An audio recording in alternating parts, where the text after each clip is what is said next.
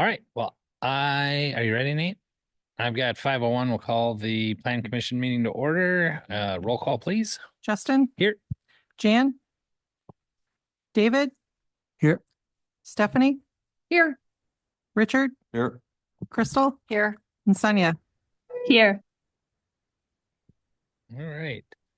Item number 2, review and approval of minutes from 2/26/2025 meeting. This is Crystal. I would move approval of the minutes from 2/26/25. This is Richard. I'll second. Motion and a second. Any other questions? All those in favor say aye. Aye. Aye. Opposed? All right. Item 3, review and approval of certified survey map for the Viroqua Housing Authority, 200 Parkview Court. I'm hoping Nate can answer this one. So for the members on council, you'll remember this item that started a year plus ago. We were in conversation with the Viroqua Housing Authority regarding their desire for more land to help them with their parking situation. I think it specifically had to do with fixing and replacing the retaining wall that basically separates their parking lot from where the bathhouse sits up quite a bit higher.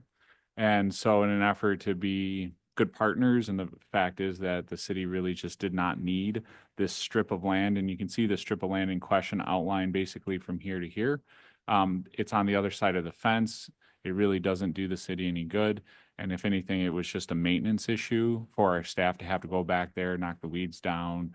And if they need it, and we don't, it makes sense to trade it over to them. So this CSM here is the result of basically a deal that we made with them to sell them the land.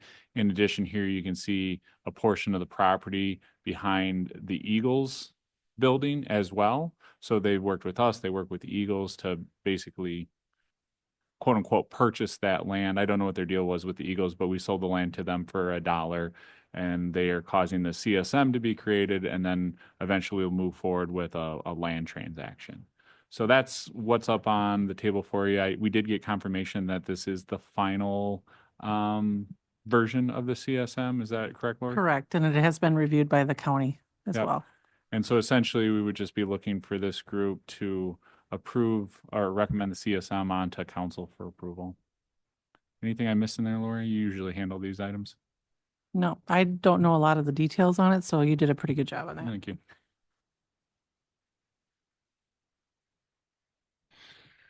All right. Any questions? Well, I think we're just looking for an approval. This is Crystal, and I would move approval of the certified survey map for Viroqua Housing Authority, 200 Parkview Court. And that would be forwarded on to the council. This is David. I'll second. Got a motion and a second. Any other questions? All those in favor say aye. Aye. Opposed? All right. Item number 4, progress update on comprehensive planning process. So we have our consultants here. I don't know if you folks, now that you're all in the flesh, I think Michael's maybe the first one who hasn't met with the group. I think for Plan Commission, you guys were online, and then when it came to council, you were here in person. Is that right, or am I misremembering? Anyway, do you folks want to go ahead and give a quick update on some of the activities that have been happening with the comprehensive planning process, as well as outdoor rec and historic preservation? Sure. We do have a presentation we can follow, and we'll share the screen on that. I've personally been knee deep in interviewing. I've talked to at least 24 people. 3 of them were small focus groups. The rest were individual interviews. And I'll get into that, I guess, in a minute. Yeah, I'm Kristen Fish Peterson with Redevelopment Resources. Ashley's here with us, Ashley Sarver, Michael Smith, and Dana Sarver, who's not related to Ashley Sarver, is back digging more data and crunching it and doing data at home. We want to go over, just do kind of an overview of our progress, and then we do have some questions for you in focus group format type we want to use this as a live focus group, which will have 3 different sets of questions, one for the comprehensive plan, one for the outdoor rec comprehensive plan, and then one for the historic plan. So we have released the survey. It's been out there for a few weeks now. It's scheduled to close at the end of this week, but we can certainly leave it open for more time. It was also sent to the school district just last week, and I haven't seen it go out yet. Nate, have you? Because we'd notice a bump in our numbers. Usually we see a great big spike when another push goes out. And we've had 233 completed surveys as of March 24th. So it's been promoted, and that's a good response so far. I know it's early voting right now, so I was saying that we were pushing it when people are coming into early vote. And I had mentioned to Nate that maybe you might want to go through April 1st when people are coming in to vote. It'd be another push to get more people to.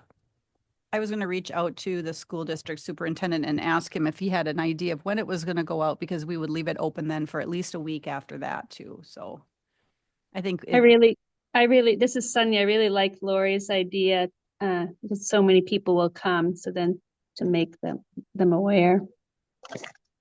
I would have received Tom's email since I'm a parent of a student there, and I haven't yet. My email too. I haven't gotten anything from it. okay. Yeah, and I think after like 5-6 weeks, I mean, we can start seeing things taper down, and there has been that a little bit according to Dana. But gosh, if there's another bump, be it through school email and also through early voting, that would be great. Seems like a nice, decent push. So if it is extended to the 1st, 2nd. Or beyond that, I would say if you tell people on the 1st to take the survey, maybe we should leave it open until the Monday after that. I wonder if the school district, they're in the middle of a referendum. And Oh, they've yeah. been really working hard, I think, on pushing out information on that. And I wouldn't be surprised if they were kind of holding off on this until they get, that's April 1st. So Yeah, once there's that- no magic deadline for this. I mean, we're Might be gonna- worth pushing it out a couple days past that, and maybe we can have Tom send it out on April 2nd for one last push. I mean, would it make sense to say April 15th, just pick a point in the middle of Yeah. the month, just to give that all sufficient right? time for them to get it out after? Yeah, I would assume that's why it hasn't went out yet. Because Yep. they're No, that's a great point. Great. Yeah, we can keep it open. And I think it's been interesting just to see the push. I think 233 responses already, even without this additional push, we've been impressed by. And we're talking about, a good portion, more than 1% of the population, sitting closer to 5. So that's been a good response rate. We're starting to see some trends in that, though we're not going to report out until we get everyone in. Yeah. Yeah, I think it is, especially because we told them up front it was a 20-minute survey. That's a great commitment from your residents. So I was surprised. So as far as continuing on public participation, we have the survey. Like I said, I've completed 3 focus groups, and I've interviewed more than 15 individuals. I think I talked to somebody yesterday, 1 or 2 people yesterday, so that could be up to 16 or 17 folks individually. And those who haven't responded yet will continue to get bothered by me, and I'll continue to send my email and say there's still time. One of the small businesses sent yesterday said, can we just answer the questions in an email because we think we missed the deadline? I said, there's no deadline. I'm happy to talk with you, but if you do want to just respond via email, that's totally fine too, because small business owners are hard to pin down sometimes. So I'll let you guys comment on the other 2. Yeah, on the recreation plan and the historic preservation plan, we've now had 2 focus groups. Today was a big day. We had focus groups here in this room and had a lot of good input. We've also had 2 virtual focus groups for those groups as well. And similar, some people have asked, just can you please send me the questions so that I can respond to them? So for the folks who weren't able to attend any of the groups, we're not stopping there. We'll continue to reach out to them as we keep moving forward. Yeah, and in terms of numbers too, I think each respective division, recreation, preservation, had about 20 to 21 stakeholders invited. Of that group, there were 10 representing preservation interests and 8 representing recreation interests between the two respective opportunities. So we just moved the deadline on the survey. We'll finish up focus groups, analyze the data, and schedule an open house. Excuse me, I can't hear I'm sorry. any longer. Like the mic got shut off. The Thank button. you. My apologies. We'll continue focus groups and wrap up that analysis of those comments. And then planning an open house. We're looking at coming for a farmer's market date. It'll either be May 17th or sometime in June. We've communicated with the chamber on that to find out when it might be best for us to get a good crowd. And so that's in the works.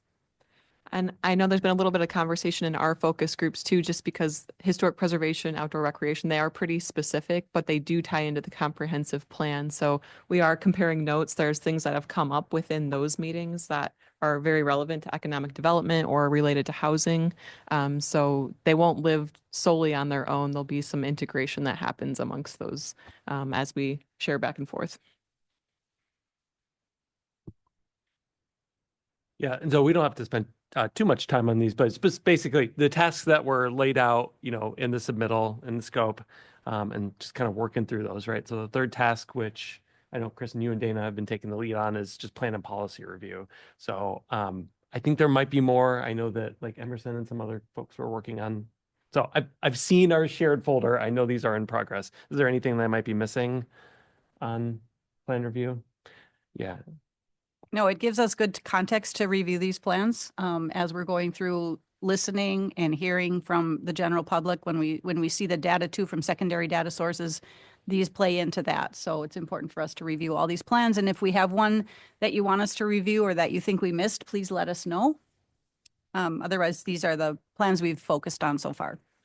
So I know as part of that list, Kristen, there was also the bike and pedestrian plan.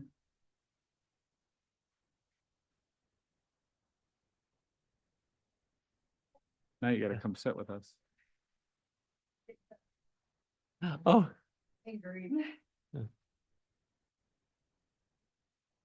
Yeah, so I think I originally sent you the bike and pedestrian plan and then we recently sent, okay, Yes, yeah, the yeah, update. yeah, So yeah, yep. Yeah. that would be important too. We had a pretty extensive connection with the public. Like I think we had Yeah. about 200, 300 surveys that were responded and like, I think we made like 600 contacts. So it would be, and it was recent, like the last year. So Yes, and I have those. I'll talk with Dana. There's a good chance, actually, Emerson has been doing transportation specific content that I've been seeing in our shared folder. Might already have a summary of that I didn't include, but I'll connect because I know we have the sidewalk and trails layer in the GIS project. So I'll stitch that together. okay, So, yeah, awesome. thank you. And then the only other one is that I don't know, if is Vernon County, they have now released their updated comprehensive plan. It has now hit the website at Vernon nice. County. You just go onto the website and you look at their comprehensive plan and it's all there. I can't remember exactly how many pages, but that was done through maybe UW Extension and Mississippi River The Regional Mississippi Planning River Commission. Regional Planning So that's that's as of maybe a week ago that Sweet. they released their final plan. So Yeah, that would be good to see. there's probably a heck of a lot of information to glean from that. Right. Cool. Yeah, and I know Dana would probably be best to speak to task 4 in data gathering, but I know that she and I are kind of coalescing on some GIS mapping. She's particularly working on, of course, comprehensive plan specific stuff, some parcel mapping analysis therein. Of course, we're working on parks and recreation, historic preservation. And at this point, it's just, well, this is getting to some of the other slides, just base mapping existing conditions, which we'll talk about. So anything I've missed? Cool. Okay. Now it's us too. So on the outdoor recreation plan, we've mentioned the focus groups. They are quite fresh, so we could probably speak off the cuff to different themes that we've heard in the past week or so, but nothing has been formally documented yet. But definitely are at your service in terms of trying to discuss any key takeaways, preliminary ones, that is. The other thing, mostly we're just cataloging existing conditions. Of course, behind this is just an attribute table that we're working on that includes address, location. It will include amenities. It includes parcels. What you don't see here is either discussed proposed facilities, right? We're trying to not be too leading to say, well, gosh, the city is just without a doubt, this is the next park. We're not trying to do that quite yet, but just things that might have been traditionally discussed, like the Dregney lot, right? So there is a latest version of this that has not segmented those between existing and proposed, but on the back end, it's there. Our next step will be, which intentionally I've been waiting for based on today, is further documenting not just the existing conditions of the parks in general, but the amenities in particular. So we can start documenting, quantifying the amenities, right? Restrooms or lack thereof, so on and so forth. Anything I've missed? No, only that we were out taking a bunch of photos today, so we were spotted a couple times, I think. And so really to add just some photo documentation to the report as part of that. Do you want to talk on preservation? Yeah, and on historic preservation, like Michael mentioned, we're still early, as just from earlier today having these conversations, but really insightful to learn not only where the historic preservation kind of efforts have been in the past, but also goals for the future.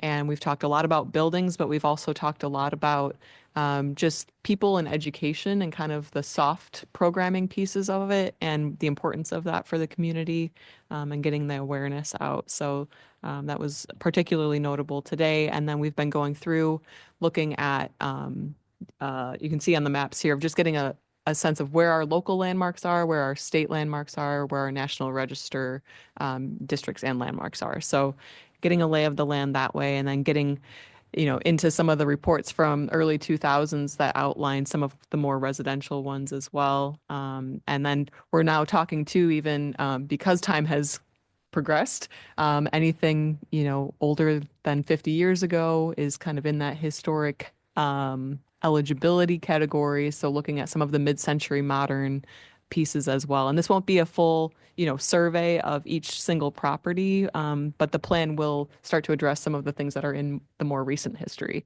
not just, late 1800s, early 1900s, but we're going up until 1975 now is our our 50 years ago. So it's an interesting time for architecture, and everyone starts to feel a little uncomfortable with that.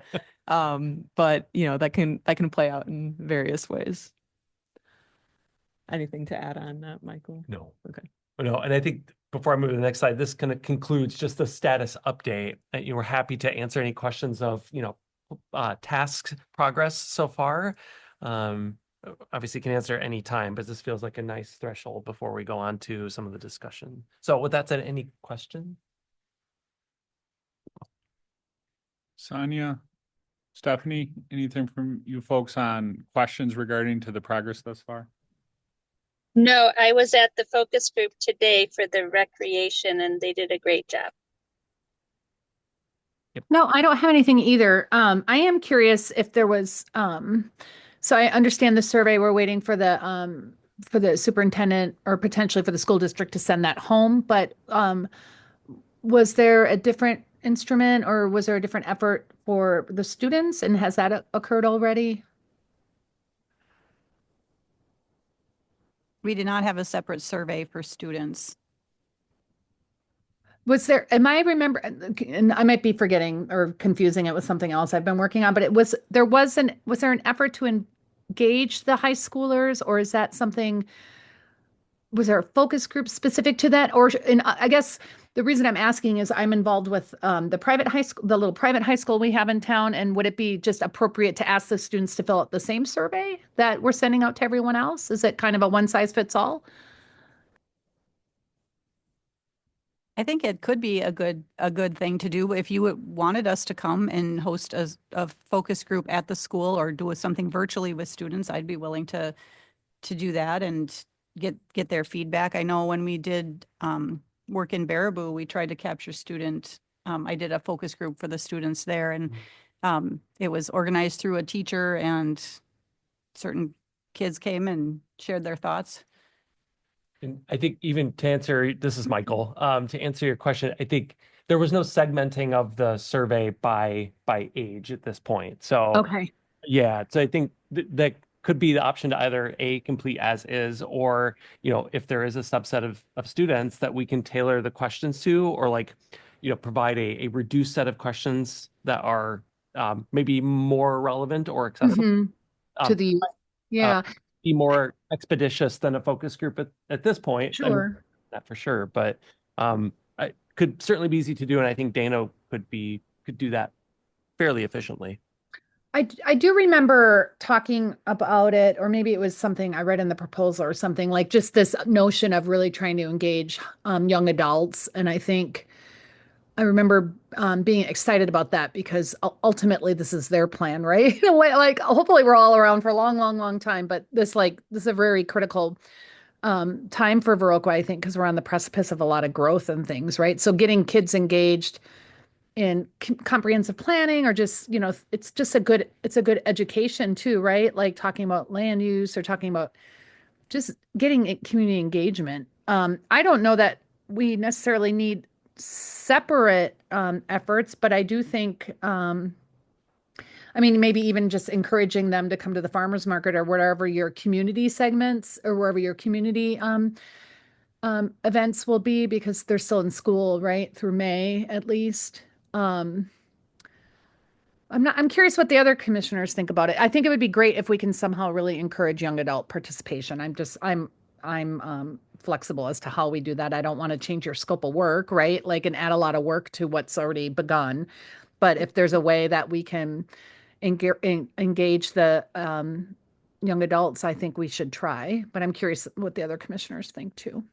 Yeah, and I'll just jump in for a second, turn the floor back over to what others think about including students with that. Stephanie, you might be remembering we talked a little bit, I think maybe it was in the interview or maybe it was an earlier meeting where like in Oregon, where we were at a public event and intercepting students and families and asking, same questions to both parents and kids to get a sense of their feelings on things. So that's definitely something we can incorporate into the farmers market event or future events as well. But I would turn it back over to the commission for further discussion. I just have one thing that I would say. If you're going to do the farmers market, they once in a while will have kids days where the kids are the ones doing the actual selling of marketing ideas. So it might be a day, one of those days would be great to catch younger adults because they are the ones actually selling on those days. I just don't know which ones they are. That would be a chamber thing that would probably know.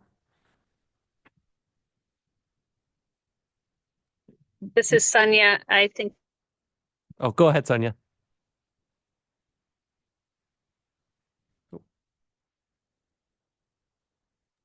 Sonia, we lost you. She must be in the woods. Okay, I'll go until Sonia comes back. separate focus group is needed, but to actively identify students and or actively remind us, like when Tom's email goes out, that this is also for the students, it maybe that email could also, so then hopefully a teacher, like the student council teacher, could send it to all the student council kids, for example. And then it would be nice to have it somehow earmarked of what some of the students said, so we know what they want, if that makes sense. I don't know how you do that, but in the farmers market, I think you could do that. And maybe the survey asks what age you are, so.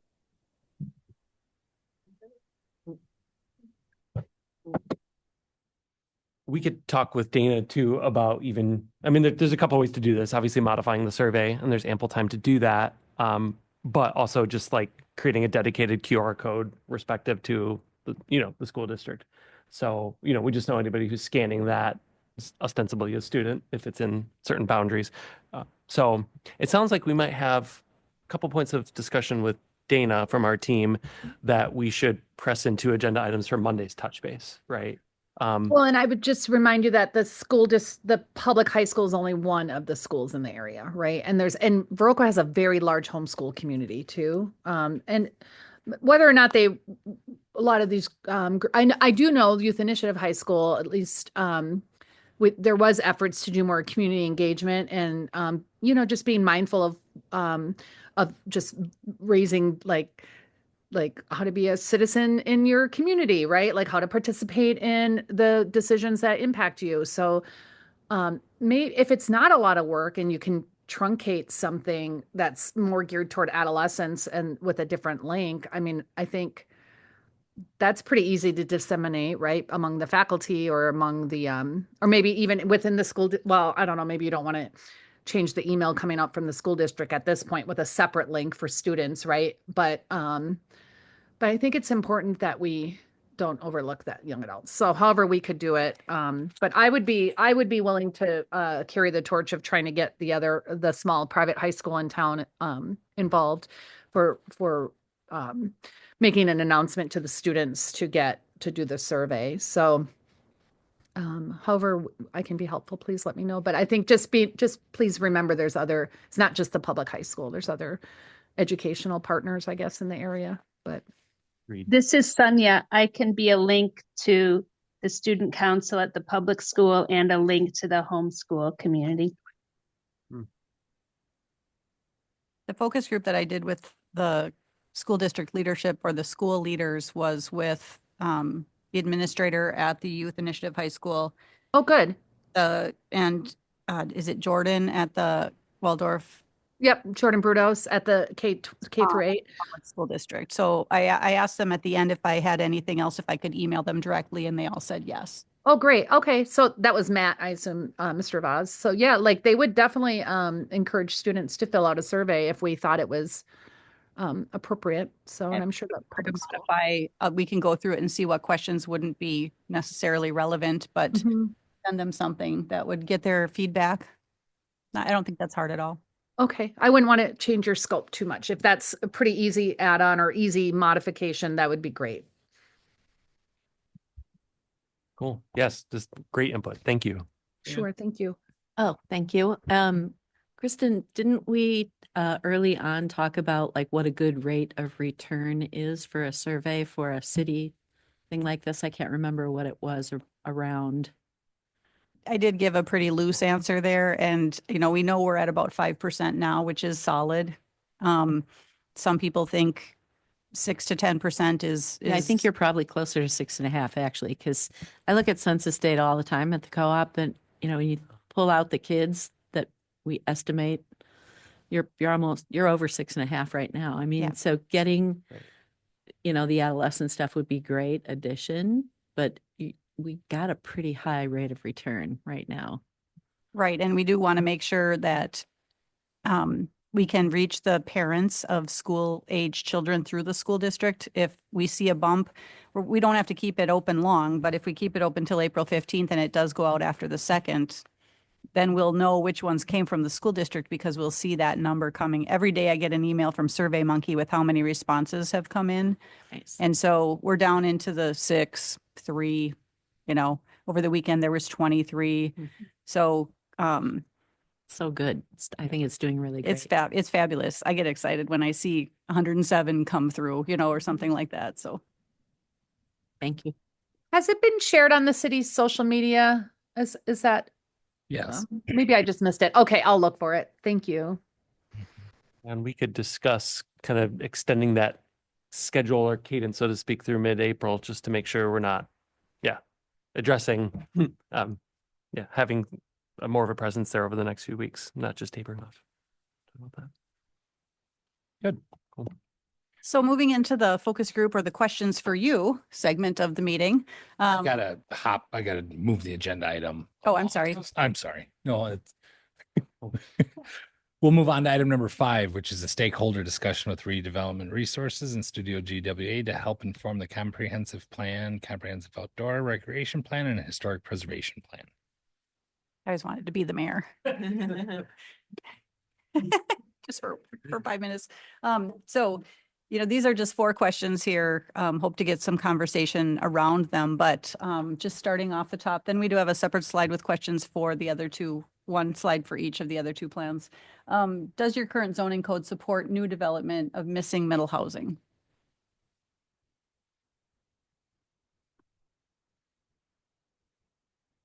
What is No, it does not.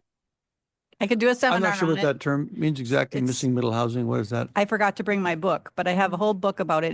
It's housing that would serve the workforce housing, and it's called the missing middle because it's everything between a single family home on a 1/4 acre lot and what's going on at North Point. It's everything in between there. So it's duplexes, triplexes, condos, townhomes, cottage court developments where you have kind of a smaller, really small lots around a shared courtyard. And triplexes stacked and triplexes this way. And, so everything that's different. And usually the zoning is not friendly to that because most of the zoning code is typically written for the single family home on the 1/4 acre lot with setbacks and lot sizes and, all of that kind of stuff. So that's one thing. I did ask several people that I interviewed about the zoning code, and I think that it hasn't been redone lately, has it? No, we're waiting for like this moment. Yep. So we actually have Chief Burris here. He's the zoning. Sorry, I figured I'd point that out. He's the zoning administrator for the city. But I think what we've found that we have to be flexible. So like our current zoning doesn't really make it easy to do or isn't really account for it. But as projects have been coming to the city's been very willing to bend in the ways it could. But I think this is something that's really important. We have a housing advisory commission that's been studying these things, and Sonia's on that, and Crystal, and it's really been identified that having zoning that really allows for tiny homes and these unique type of things needs to really be something that's I think when addressed. some communities say, when you get to the point where you're doing a PUD for everything, then you need to redo your zoning code. Right. So, Right. Yeah, I'm on the housing board and we put together a list that we presented to the city council, and I can get that to you of things we recommended. Changes that we recommended in order to remove some of the barriers to housing that we're currently dealing with, and I'll be happy to forward that to you. thank you. I mean, as long as the plan commission is supportive of changing the zoning for this type of housing, I mean, that's a conversation to have amongst yourselves about, is that something you're supportive of in general? And I think there are various housing types going in at the Hanson Farm development, right? Yep. So, and those include condos Right. and The smallest fourplexes. growth we've had in new housing in Broke was single family homes lately, right? Everything that's been going on is some sort of a multifamily or a, different type of thing. And that's just because density and land opportunities, the city, there's not a lot of single family development lots available in the city. And a lot of the new development that's happening is either like old farm ground that was in the city that somebody bought and is developing, or things like, the North Point project where they tore down an old building and put up something new. But I don't think that's just because that's what's available. I think that's because that's what the people here seem to be gravitating more towards. It's more affordable to live in that type of housing today than it is to go out and build a new 1,700 square foot ranch. There might be home. opportunities for infill lots that are larger to Mhm. put 2 homes Right. or a townhome of 4 units on a single family home lot in a traditional neighborhood. Right. That probably wouldn't be allowed right now. Right. So that's infill development is one other thing that I really want to key in on in this. And that was mentioned in the interviews too. I think Stephanie had. Yep. Yeah, I was going to say, I think what we're seeing built is just what we permit, which is pretty limited, I feel like in town. So, right, like regardless of the size of one city lot, I happen to have a pretty big lot where my home is because I have some abandoned like alley behind me as well. But it's we're just inflexible about more than one dwelling on a city lot, which I think is not, or even just adding ADUs. So I think we haven't explored like other ways of adding affordable density within town on people on our existing lots. And I think that that is something that really does need to be explored. It's the most affordable way to add housing is to either add on to an existing structure, right? Or like do some allow tiny home, right? Tiny homes on city lots, right? Not being restricted to one dwelling unit, regardless of how large one's lot is in the city, I think is where we're really restrictive. Actually, I think most communities are really restrictive that way, right? It's pretty uncommon. Well, it's probably more common lately, but it's pretty unusual to see ADUs or mother-in-law units or whatever. Every city calls them something a little different, or tiny homes sharing a lot. But I think that that's definitely what seems to be a piece that's missing. So not even going like high density, right? Like the new development we're doing. But I think just being able to add some density within the city, whether it's infill lots or whether it's allowing people to add a second unit to their lot, I think we should consider. And that's one of the main charges of the Housing Advisory Commission is to go out and identify what does zoning look like where that's allowed. And then they need to bring that to the council, and we'll work with Chief Burris to make those adjustments. So that is actually in process. I know you've That's good. Yep. been working on Yeah, that for we're the last meeting year. again on I think the 3rd or the 6th. I'll have to look at the date, but one of the big things we're right in the middle of is the ADUs, tiny house. That's just kind of what we're calling it. And then short-term rentals. Yes. We're really in the middle of all of those things kind of. Some cities are cutting back on how many Airbnbs they allow. People scooping up affordable housing to convert into Airbnbs. I don't know how great we are at regulating that these places are paying their room tax that they should be paying if they're going to compete with hotels, et cetera. I mean, I think there's an opportunity to look at that. I don't know that that's a zoning thing though, is it? That's probably more restrictive to, Ordinance. yeah. This is Sonia. We have a lot of areas in our community, in the city, that are already zoned R2, not R1, so where you are allowed a duplex. But my understanding of middle housing specifically is 2 to 8 units. 2 to 8 units used to be in neighborhoods that were single family as well, pre-World War II. And then the zoning really changed to more R1 and R2. So if you're defining the missing middle in your document, I might have it go like up to 8 units and then have a different category for the higher density, because I think people would have a different appetite for higher density closer versus like a 4-plex or a 6-plex.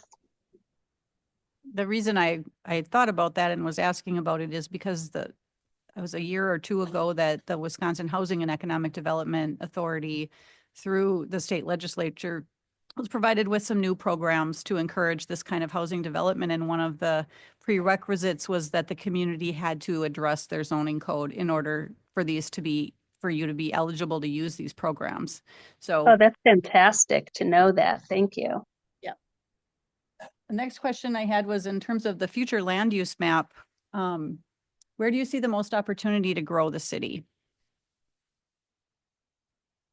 Annexations and that kind of thing. If we're doing that. Right. North is really the only decent spot. I mean, west could work, but it's been made fairly clear that a lot of our neighbors to the west aren't interested in even entertaining any type of development on their farms. It's all, farmland butts right up to the city, and even in some instances is bled over into the city, and there's not a lot of growth potential on privately held land right now that they're interested in getting out of. There's the county farm, which the county owns, and that borders to the northeast of Highway 14 on the edge of town, up by the hotel there in that Sleepy Hollow Ford that big farm field to your east. The county owns that, but the city and the county participated together in a commercial development there, but some of that could be residential at some point too. That might be easier to get than some of the little farm acreages that are held privately, but there's not a lot available. Is Sarah still in the room? Hi.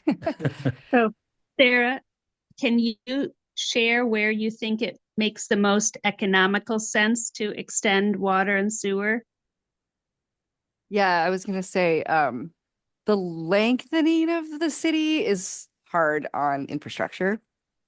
But I think it depends what you mean by north too, because like the city already is a little bit elongated, right? And then like where the Hanson Farm property isn't really that far north, but it is kind of in our brains when we say north when we're from Viroqua, right? And so like that area, I think there's interest in like when we were doing a sewer shed study, like the Hanson Farm, I wish I had a map. And then like the property that's on the west side of Chicago Avenue in there, which has actually like been purchased by people who are interested in developing it, but like, yeah, just right that area and west.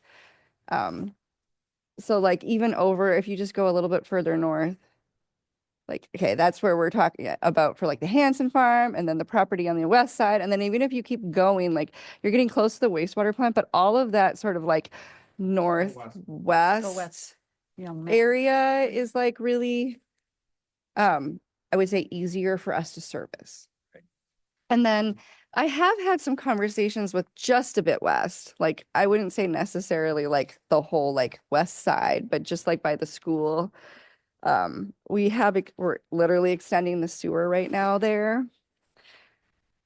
And then Railroad Avenue, people really love that area right now, it seems like, which is we're also sewering it. And like it seems like people are purchasing lots and starting to subdivide them. I mean, I guess it depends on what you mean by quantities to like, 10 or more plus houses, like to add to that area. I could see people doing it. There's people that are already doing it. I always look at Crossing Meadows because it's like, it's an interesting area. It was developed for like a single family housing, but then they've kind of pivoted and realized that they're not filling up that way. And so they started adding duplexes and condos, but it's this area that has, like, I was just mentioning to someone today that it's like the last time a developer came in and really developed like a old school development where they put all the infrastructure in. I mean, there's infrastructure galore out there and it's not being used very much, right? Compared to how much is being developed out there. And it's kind of a quaint place. So there's like handfuls and pockets, I would say, like, besides that sort of northwest corner, there's probably places that could be identified, like even the Well House property has been talked about before by the VFW because we own 9 acres as the utility, but we don't ever use more than like the first little section. So I certainly be happy to talk about little pockets, but I think that may be it too, is like filling in these areas that aren't necessarily like adding like a whole section. Because I mean, we did put a lot of infrastructure in the business park and that certainly could be used too. And so I guess I already think of that as area we already exist in. Right, yeah. Yeah, but that whole development was also set up so it could go a little bit more north and a little bit more east in that area, sort of like containing it more in a circle instead of a corridor. Okay. Yeah. I like the idea too of identifying the pockets that would be future development.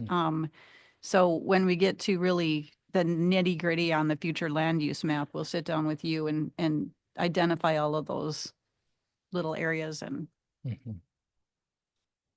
okay. Who will be good partners then in terms of extraterritorial jurisdiction? That's kind of a whole chapter in the comprehensive plan, and I can certainly call the townships around you, but want to take your lead or take a cue from you.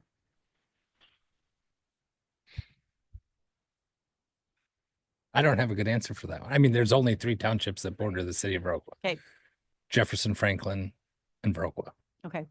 And Viroqua has more development than Jefferson and Franklin do in it. So like in terms of annexation on your last question, there's already housing developments in the town of Viroqua that could easily be pulled into the city if there was an appetite for that. I think, when you look at town of Viroqua's tax base, I'm sure like a large percentage of it is within arm shot of the city of Viroqua, even though it extends far out past the city. But there's these little pockets of development that are close to that would certainly be beneficial to be part of the city, but I think that would be devastating to them from a economic perspective if the city attempted to do that. Yeah. I think the citizens that live in them prefer being in the township over the city. Mhm. So it's and that to your last question, I was thinking more like from a annexing Mhm. perspective. I don't know. I think that would be a really hard. Do you share any services with any of the townships? Fire. Yeah, sorry. Almost forgot about the chief there. Yeah. We're the fire department for all 3 townships. And they did partner with the city on the building of the new fire station financially. Okay. I mean, they contributed to that. Is that the only jurisdictions that are in your fire district are the city and the 3 townships then? Okay. Mhm. Well, and I don't think you do any partnering with the townships, Sarah? Not formally, More not with really. the county, probably. The county, same thing with the county, like we help each other when needed kind of Right. thing. But it made me think about, I don't know that needs to change or not, but it is something to note in terms of like jurisdiction is that like our water and sewer utility actually has within the ordinance that you must be in the city to connect to the services. And so I save for like 1 or 2 anomalies, everybody that's getting water sewer is in the city, which sometimes is a positive or like, I don't know what other communities do, but it certainly is a line we've drawn about like if you're getting a city service. Yeah, I think most communities it's like that, but I think it depends. For example, in Beloit, the city of Beloit would love to have access to the interchange at Shopier Road, but the town of Turtle, I love that town of Turtle, wants to get utilities from the city without annexing. So that's a whole negotiation process that they need to do. So I just wondered if there were any unique circumstances like that that we needed to dive into. I don't think so. The town chairman, we've met a lot over the last couple of years, and there's never been Okay. any real discussion with the towns. Okay, great. Last question on my end. Has the city ever engaged in land banking? What does that mean? You're buying property and holding it for future development, or maybe you're asking the county to take ownership of tax delinquent parcels after they've taken them on a tax deed, then you take them over and you hold them until you're ready to find the right developer or the right future use. So yes, we do that. I've never heard it called land banking before, but I'm glad there's a term for it now. So the VDA, Viroqua Development Association, which a number of those individuals were on your stakeholder list, that's exactly what they do. They have purchased land, gone after land, encouraged going after land for development. The Hanson Farm, that's just north of Culver's, is a great example of that. Okay. Of that, they went after that land, they purchased it. We worked on concept plans as a plan commission, as a council, as a community, and now we have 4 great developers who are looking at putting in some units there.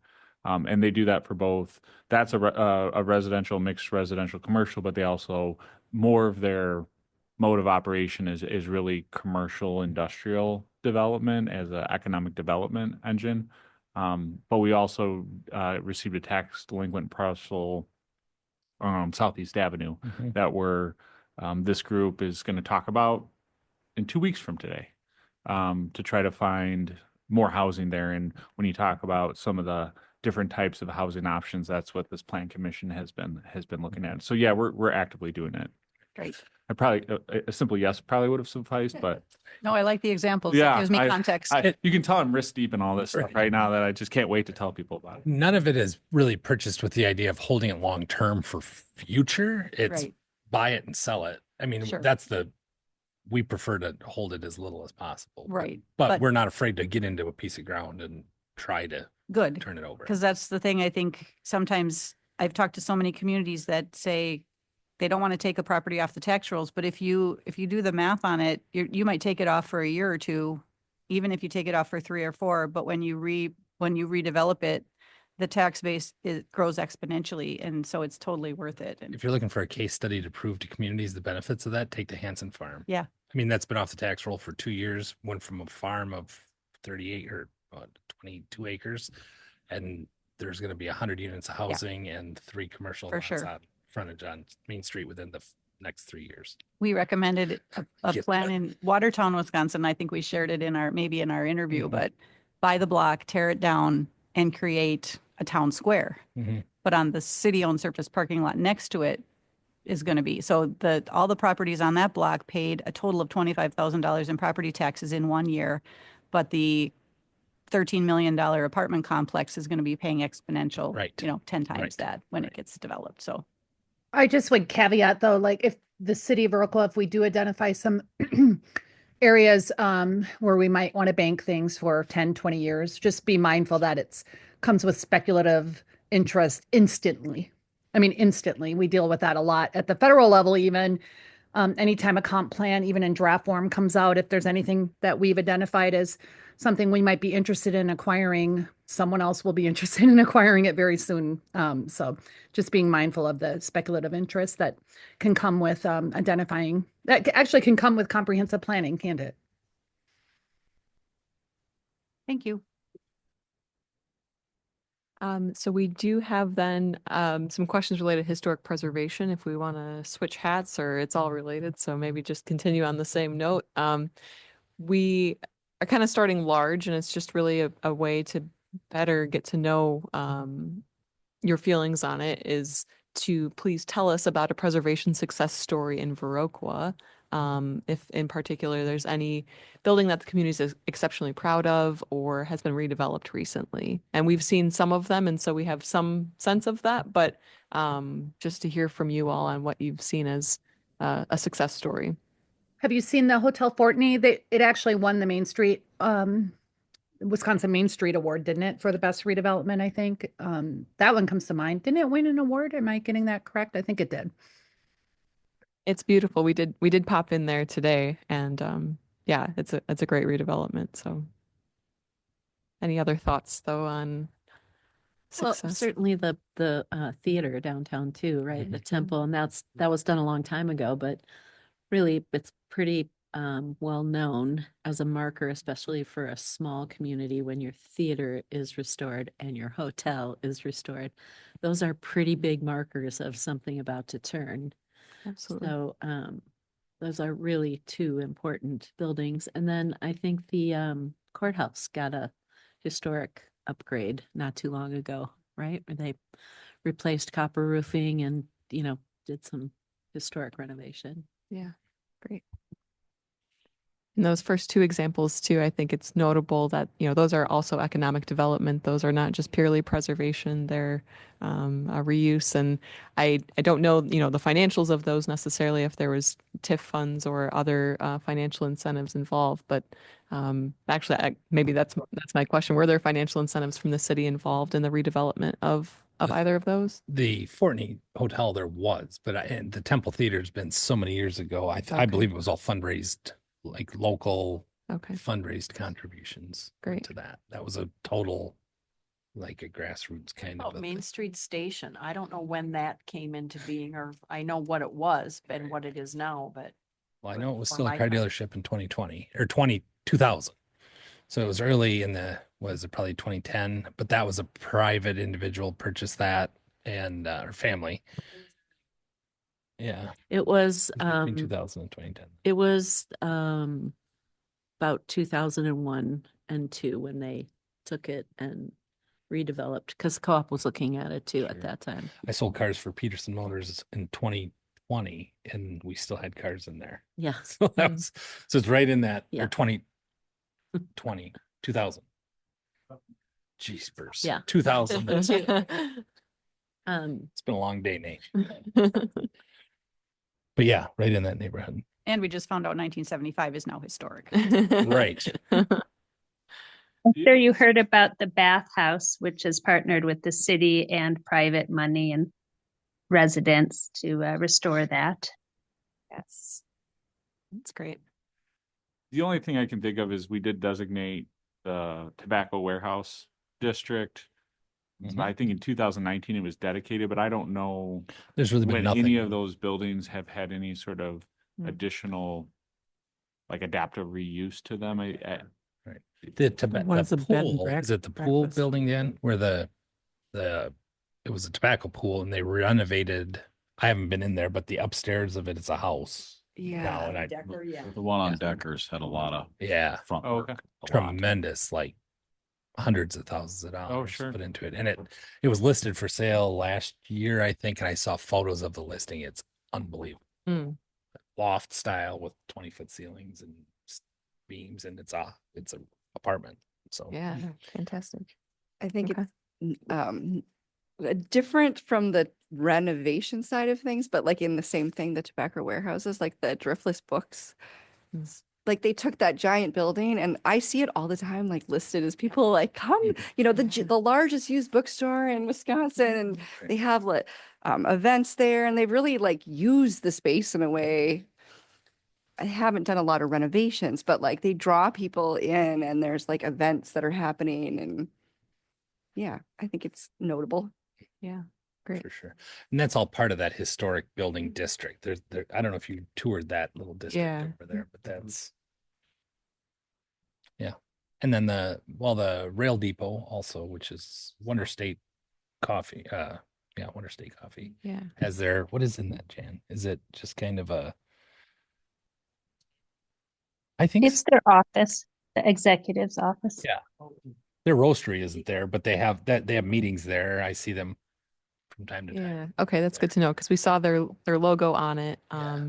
Or we saw the logo, we didn't know what it was, and then we went to Wonder State It at was lunch. the and roastery before they moved out into the NCR building. So Okay. that's where they started out of I see. here was that. Yeah, great. And yeah, it's great to hear all of these economic development stories. And it was shared in one of the focus groups this morning too about the theater and just kind of the gap it filled too in terms of gathering space and a place for the community to come together. So equally important to have those spaces available. On the flip side, what do you think is the most pressing preservation need in the community? The Opera House. Mm. In terms of some concerns about its Well, future? It's housing and retail now. And I don't know, some other people have been in it and said it's kind of a warren. But it's one of those historic buildings that sits right on the corner of Decker and Main. And you look at it and you think half is one thing and half is something else, but it's all the same building. And it just always seemed a shame to me that there wasn't a way to marry them. Sure. For those of us who haven't lived there longer than like 5-6 years, is that the place with the appliance store or across the street? No, it's Mr. next. G's. It's right Mr. next to the old city G's hall, and- Mr. G's. Oh, yeah.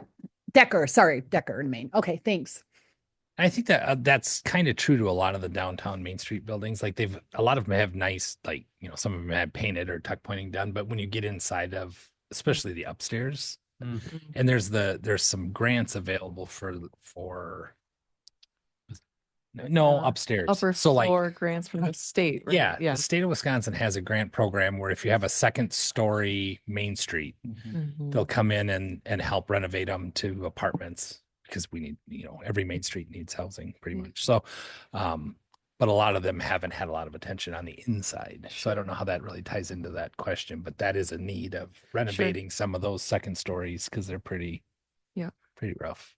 And that can, like you referred to, can help with your housing need, kind of bit by bit, incrementally. A lot of them are full, but they're not. Oh. They're just not. They've not been renovated Okay. recently. They need work. Right. Got it. One question Fixer-uppers. we didn't ask this morning, was there any discussion as to why the newly formed warehouse district was preferred to be a local designation rather than like a state or national designation? Just more work, or was there something more complex than that? We can certainly ask Cindy or commission members. I have no I have idea. no idea. Okay, just didn't know if Yeah. the general community planning commission might know. Yeah, that's a great question. I think it happened as an effort to try to just, before anything happened, Sure. you know, there's Yeah. just that little cluster of buildings there. And I think, you know, and Cindy's really good at having kind of that foresight of like, let's get ahead of this before we have to, before we're Yeah, chasing elevate behind it, it. yeah. Right. Mhm. And I think they got sold here. I don't remember what year the tobacco pools kind of went away and they got sold out privately, but they got all bought up by different entities. And I think before they saw massive changes, they wanted to try to lock it into. Eddie's told us that there were more buildings here, Mhm, right? Associated mhm. with that. So Yeah. yeah, it makes sense. Any other questions on preservation before we jump to recreation? Not from Hi, I don't know what the politics are behind it. This is Sonia, but the landmark, the old high school, is privately owned, but in need of huge repair. And it's not the safest place. I don't know if that's the right word, but to me, it seems like if there was any funding or grant to help the owners of that or motivation to make that nicer and It's not safer. accessible. Is Right. it an old high school building? Is that what? Yeah. Yeah. So currently the Waldorf School and then Oh, the sure. the Okay. brick structure to the east of the school Yep. is the building she's talking Got it. about. Okay. It's Yeah, like we a went by that today. 3-story, 4-story. Three. What they call it the Landmark Center. Yeah. Yeah. Yeah. So landmark. youth initiatives on the top floor. There's actually a really decent auditorium / theater inside too that that I think of as a broader community asset, but then that I guess that speaks to the commons, the purpose of the commons building as well, doesn't it? It's kind of the opportunity for arts and performance arts and community meeting space, I think, which is so vital in our community. People really crave and want those community spaces. And I don't know that I think a lot of us wouldn't look at that building as necessarily, I'm talking about the Commons building now, as being like architecturally significant. It's interesting. Did it used to be a church? Is Yeah. that right? I think there's stained glass in it, isn't there? Yeah. But it certainly is an important building. So I think when we think of preservation, it's also being mindful of the maybe they're not even if they're privately owned and there isn't a lot of momentum, maybe, or same with the Landmark Center, to restore it privately with a private body. The buildings, I think, still have a lot of import to the community, and right. So like I guess maybe that's more like we don't talk about arts in the recreation plan, but when I think of the comprehensive plan, I also think of those areas of community gathering, right? And I would say both of those facilities, whether or not they're historically significant any longer or architecturally significant, I think play really important roles in our community as well. I did have a question about preservation. This might be more for the city than the planners, but the little historic cemetery that's behind Main Street, is that privately owned or publicly owned? The one with the very historic grave? Your cemetery that you're referring to, I I don't think it's believe. publicly owned, Sarah. I'm looking. It's just that I think would be, maybe it's difficult to even think about moving a cemetery, but I could see some pressure to that land. It's right adjacent to our commercial district, right? But it has historic significance in my opinion. And I think there's even isn't there there's a very old grave in it. I know my kids talked about it a lot when they would walk through it, but it seems like that should be protected too, in addition to buildings. But Yeah, that's owned by the Cemetery Association owns that. okay. And Oh, I do know that historically It is. the Rotary used to do a lot of the maintenance there and upkeep. There's groups that I think go volunteer time there, and it's a good spot to go kind of help. They keep it up probably the best you can with an old Sure. cemetery, but I don't think that it's it's there are two other places I would mention. Where the museum is. Isn't that the old Oh, normal sure. school, right? Or whatever. Mm-hmm. Right. And then this is an area that's noted for some historic round barns. And isn't there one that's really close to city limits or in? Yeah, Angie Cena's And barn. Just Sina's outside? Mhm. Barn, Yeah. yeah, it's. DeFree on Street. Mapledale. Yeah, Right. I wasn't sure if that was city limits or not, but It's just the other side. right. uh, Right. She's the border, isn't it? And that farm is the Chad's Ends. because Angie that's starts. pretty, that's really cool stuff there. Mhm.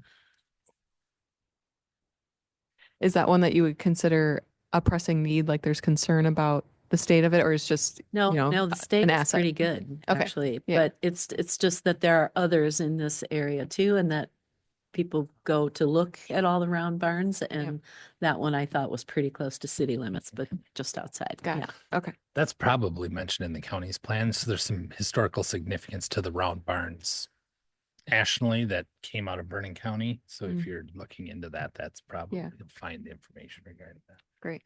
Thank One, you. one thing I'll just put up there under the, I guess it's concerns, and this has become a salient topic lately, is just the public safety nature of historic buildings being used in new ways and how that causes some amount of friction. I'm sort of throwing an assist to Chief Burrows over there, but that is an ongoing item. I would consider it not only a pressing preservation need, because we want the buildings to be used and utilized, and that keeps them renewed and have life, but there's also the public safety aspect that has to be addressed, and how those things come together is something that I would say it's fair to say we've been struggling with a little bit in this community for a number of years. And I'm not picking on any one building in particular. Sure. There's a number of buildings that fall into this category, Yeah. some of which have been mentioned. Well, and I think a lot of that comes down to the lack of, but it's very expensive to maintain historic properties, especially when you use them in a modern way. And how can, is there resources the city can help promote to help get these individuals connected with the right people and affordably maintain their buildings appropriately, right? Yeah. Without necessarily the city being the funding mechanism. Sure. Yep. Right. Anything to add, Chief? Not to put you on this one. No, Nate said it very politically correct, but there's definitely a need for trying to find some funding or some direction for some of these buildings. Mhm. I'll kind of leave it at that, I guess, Okay. but we should have sidebars maybe, or Sure. some more detail to it. Mm-hmm.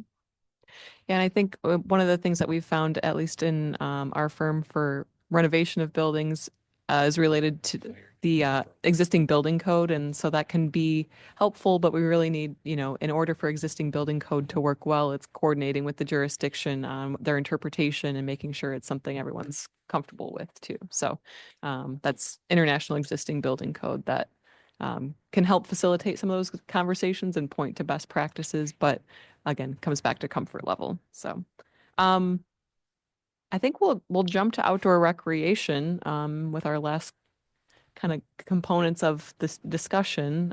Michael, do you want to jump into those and I can help take notes? Sure. And again, we're mindful that we've asked more detailed questions to the focus group participants. So we're keeping this high level, but we can certainly get granular. So we're asking basically the same question between 1 and 3. It's just the first is regarding the more, the hardware, so to speak, and the latter is more on software. So, we get the impression just in terms of the built environment, but also in programming, like Park Bowl, Bigley Eckhart is just a hub that is used often. So I might be answering this question already, but it'd be nice to get more detailed and more fine-grained responses to the first question.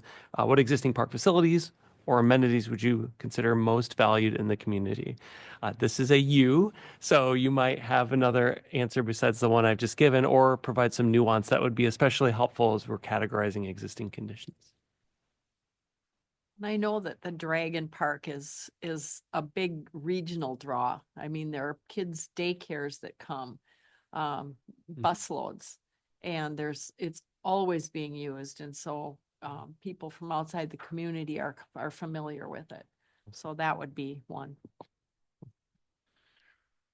I think you hit it. I think the ones, when you talk about like an economic or a draw, the Park Bowl has a huge economic draw.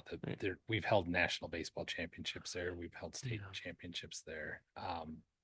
So from a from that perspective, that particular field is tremendous. But then the Eckhart Park with the Dragon Park structure and the unique rock features, a lot of people come to that park for its uniqueness, and so and that the Park Bowl and that are they're one, Right, in my right.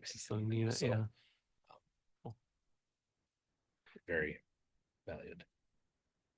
If I can go in a different direction, I think something that has been really needed and they finally have got one is our dog park that's on the outside of town. Oh. A lot of people are using that now and I don't know if it's well publicized, but I know a lot more people are starting to use it. So I think that's something that was a good addition to the city.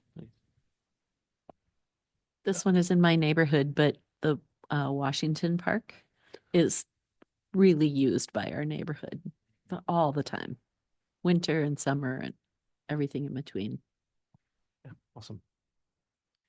I'm not sure how, and Sonia's on here, and I'm sure she can help me understand that. But she has the Prairie Wind property. I don't know if you have. Yeah, we Seen or learned toured a about portion that. of it this Right. afternoon. It's Yeah. not cities, but it's within the city, and Yes. it's very, very, very valuable to the community. Yeah. The soccer fields to all the open recreational activities that Right. are allowed there. So, am I wrong? Did I say that right? Yep. It's also used as a dog park, even though it's not called a dog park, but we have some people that go 3 times a day with the same dog. The second question, I'll just it's a research question, I guess, about, a catchment or accessibility about a certain facility or amenity. So if you see, is there a particular part of the city that you think is missing an important facility or an amenity, meaning like, well, on this side of the city, there's this. We could really use this on this side of our community as well. Not to make it East Coast, West Coast, like I'm gesturing here, but are you seeing maybe a concentration of resources on one end and a lack on the other? Are you seeing a particular park needing a particular amenity that might be present elsewhere? And this is especially helpful as we're categorizing and adding amenities. Like, yes, we can certainly quantify these, but it's nice to have the anecdotes as well to help inform. I could share on this. I'm sorry. It's hard for me to see if someone else was speaking first. I'm sorry. Go ahead, Stephanie. Oh, it became really evident during COVID, right? Like when everyone was looking for outdoor places to meet or teach or hold classes. And I think we have beautiful parks. I think they all could have more amenities, frankly. I think like families like to rent park spaces for graduation parties. We struggled to find somewhere to hold prom for Youth Initiative. We ended up at Veterans Park. I guess that's the Veterans Park, right? And so there's a lot of competing use too, right? Like maybe that's where the Frisbee golf course is, but then people also are maybe someone rented the use of the pavilion, and I think that there's we just need more amenities at our parks that either allow for shared use more and less kind of competing use, and then also for more opportunities, because I know the weekends, there's not many weekends in summer, is there, especially in Wisconsin, and I know people like renting our park space. I think it's a good revenue generator too for our Parks and Rec department potentially. So I think more amenities, better power, better restrooms, et cetera, so our parks could become a little bit of an income generator would be nice. Thank you. That's pretty much what I was going to say. And I think that we have nice little parks. There's lots of little parks kind of around different developments, and they have little bits of amenities, and each one's a little bit unique. But if a young family is 2 blocks away from a park over on South Street, instead of having to walk to Eckhart to go on a play set, but we're going through the process of purchasing play set equipment or looking at, it's expensive stuff too. But to answer the question, I do think having a little more amenities in those parks would help make them a little more beneficial. But I think being very mindful of how much, how much is a real concern. Yeah. Ditto. And I think we've talked with Cale, and he's especially keen of this interrelationship between staff capacity and park maintenance and, adding new amenities and then the resultant maintenance and care. So, but it's nice to have just to dovetail with that. So, last question. as we develop north and out a little bit, I think there might be a future lack of park space for the development areas that we're proposing.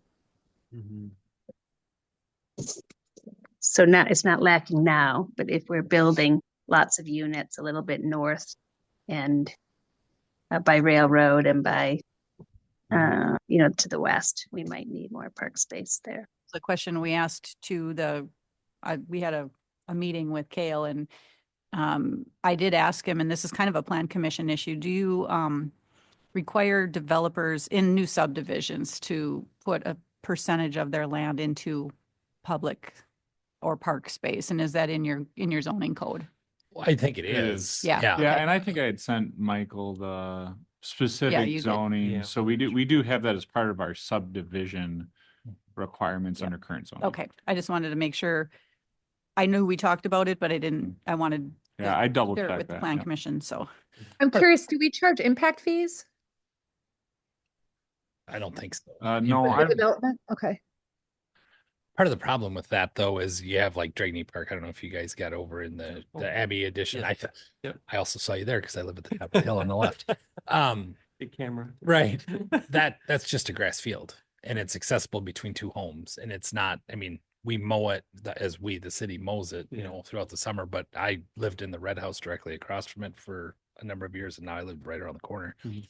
It's not a park per se. Right. There's not a bench, there's not a swing, there's not a Mhm. whatever. So we did require that developer to designate that land, but that's all it was just checking the box. Sure. And that's old. I mean, that development was put in probably in the 90s, I think. So it doesn't fall on anybody's fault that's here today that it didn't get developed, but it is. I think that's not the only parcel like that in the city that is maybe designated, but just kind of forgotten about. I mean, given how popular we are for growth and how much new construction is coming online, I think maybe the planners could look at this, but it might make sense that we institute an impact fee for new development. And that, I mean, it's one thing, like you said, to get the land, but if we don't have money to do anything with it, it's not so great. And impact fees could go a long way, right? So like we could the planners can look at this maybe, but we could dedicate that the impact fees are used for parks and rec or cultural amenities, right? So that the folks that are just now developing are kicking in towards funds for things, because it takes a while for the tax base to catch up, doesn't it? So it's nice to get a fee on the front end. I don't know, might be something we look at. I do have one suggestion. If you're talking about pie in the sky, whatever, if we had all the money in the world. The one thing that I noticed since we built this building is that downtown, young boys in particular like to take their bikes up and down our sidewalk and our steps. It's like they want to be able to jump on something. And I know in La Crosse, they've got these huge things or whatever where they can do all that with the skateboards plus bikes and everything else. But that's something in this outdoor recreation plan at some point to get them off of the amenities that they're going to get hurt on and put them in something that they're supposed to be on would be really nice.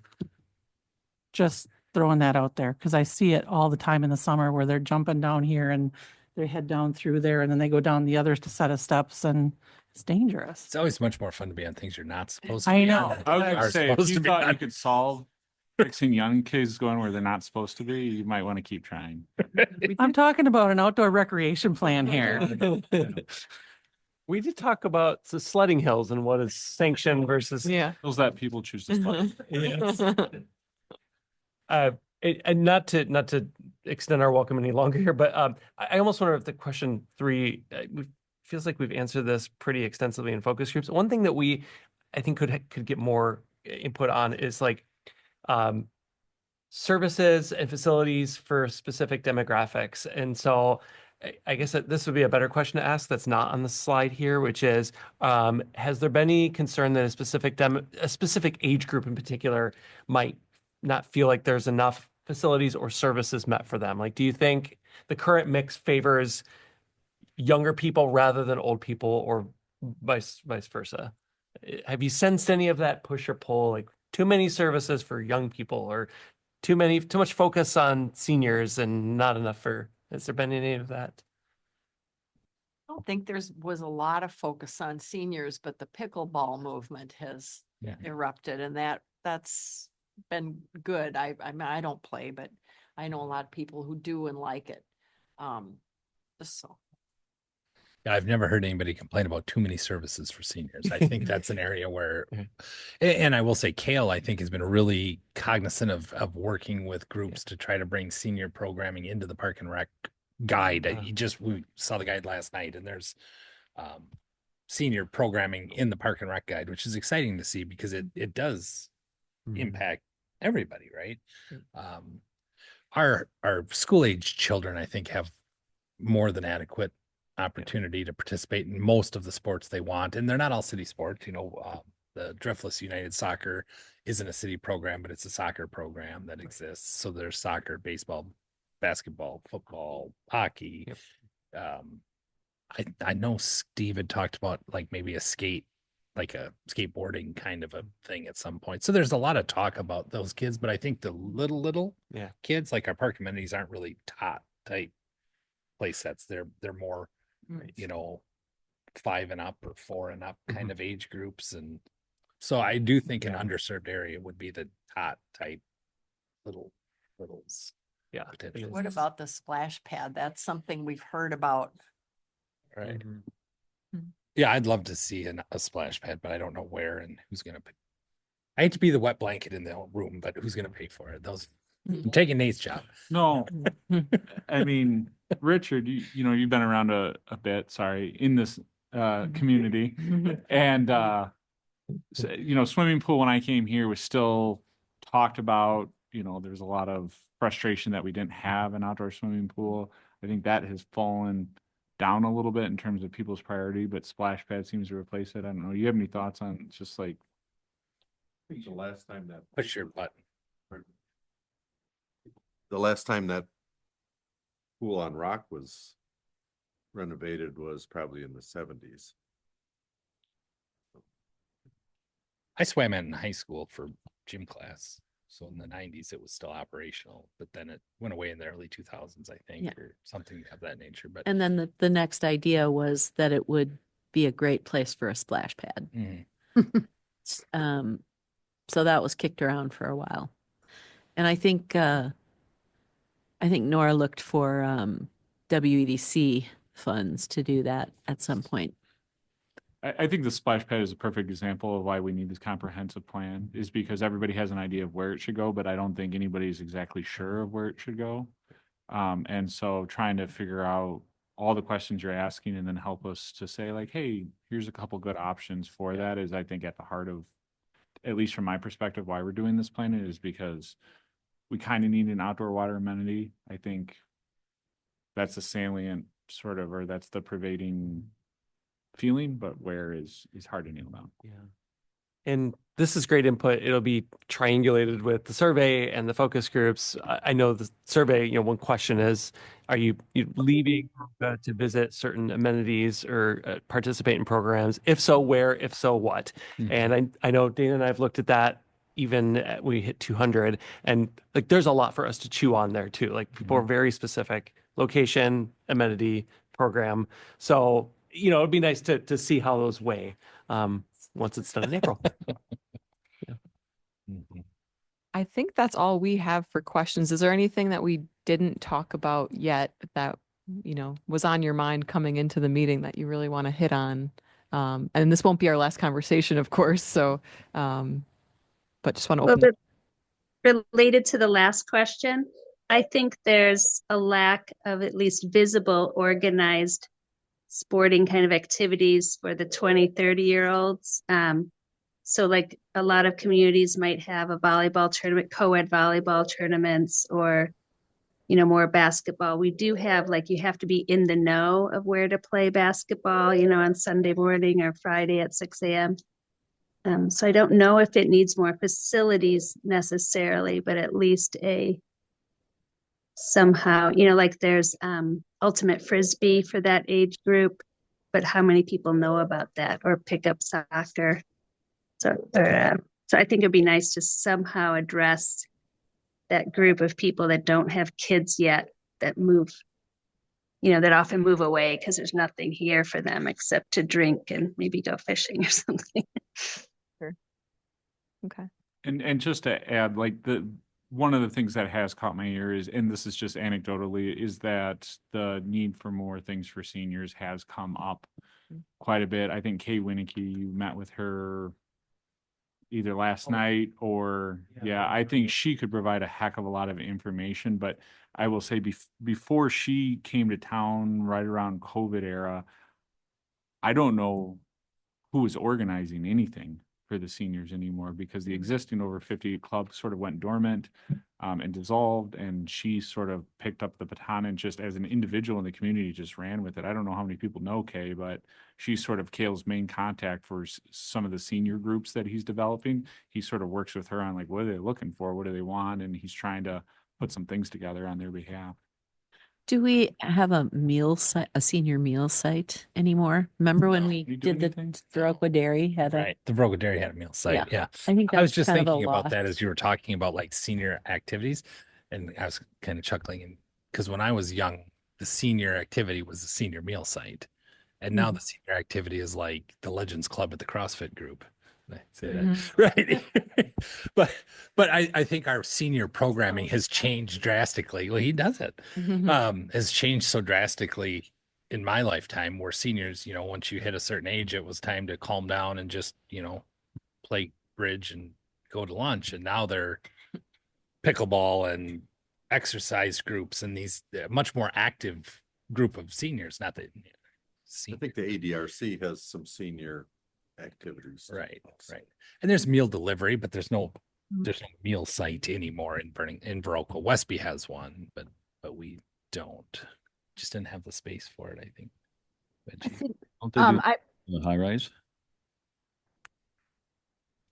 For the general public, I'm not sure. I know they more of have like a, lunch service. I think for the people in there, that live there, but not. it could be that.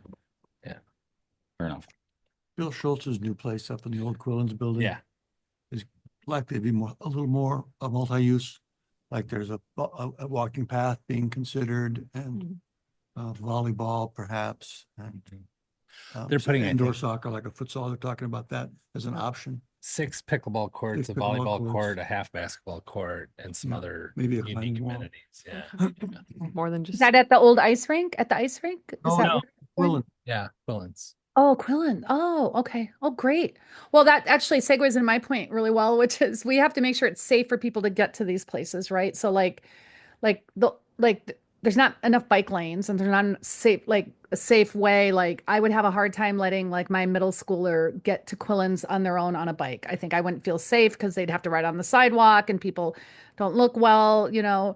So I think just being mindful of where our amenities are and is it safe for us to get people to them without a car, you know, I just think it'd be great if we could do a little better job with that. There are bike lanes going toward the fairgrounds, of course. So I just think let's not lose track of that as we talk about outdoor recreation spaces, getting especially kids safely to them independently if they can be, right? And then also just I always think about the where I used to live, they had one of their parks had playground equipment specifically for kiddos with disabilities or actually for even young adults who might enjoy being in swings yet, right? Because of maybe intellectual disabilities or because of other limitations and having playground equipment designed for larger people or soft spaces to land or just to reduce some sensory stuff. Like, I don't know if you guys have experience with those kind of spaces with Parks and Rec, but it'd be nice. I don't know. And I don't know that we don't have those in Viroqua, but I don't think we do. So just being mindful of spaces for people with disabilities as well.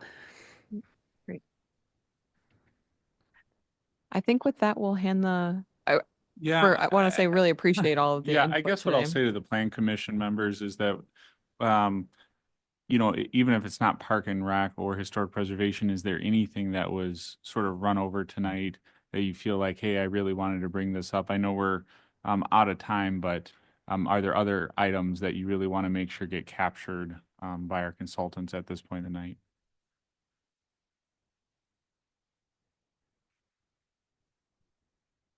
I don't think so.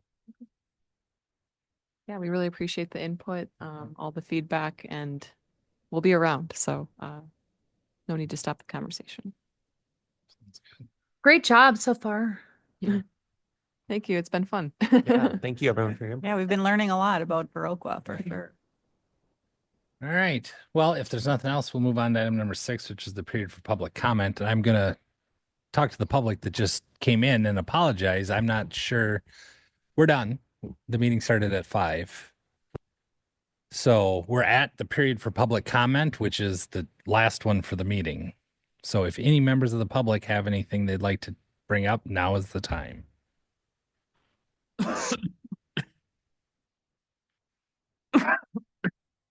Anybody online? Oh, Oh, Right. Chance can speak.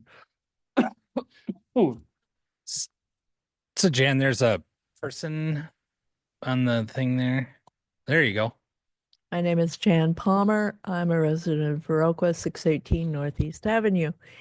For the sake of eliciting input from the public, could you run through the categories that you will be addressing in the plan? I believe there are 8 or 12 categories. So when we get to the public comment portion is not an interactive portion, and I apologize. I'm not sure why what data you got that Okay. said the meeting was at 6:30. I'm very, very sorry. We will that. speak individually with But yeah, people. before you leave, let's get your contact and we can get you that information. Sorry.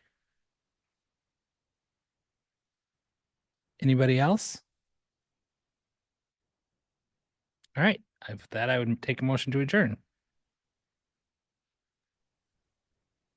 This is David. I'll move to adjourn. This is Richard, I'll second. I got a motion, a second. All those in favor say aye. Hi. Opposed? We're adjourned. Just before you turn off the recorder,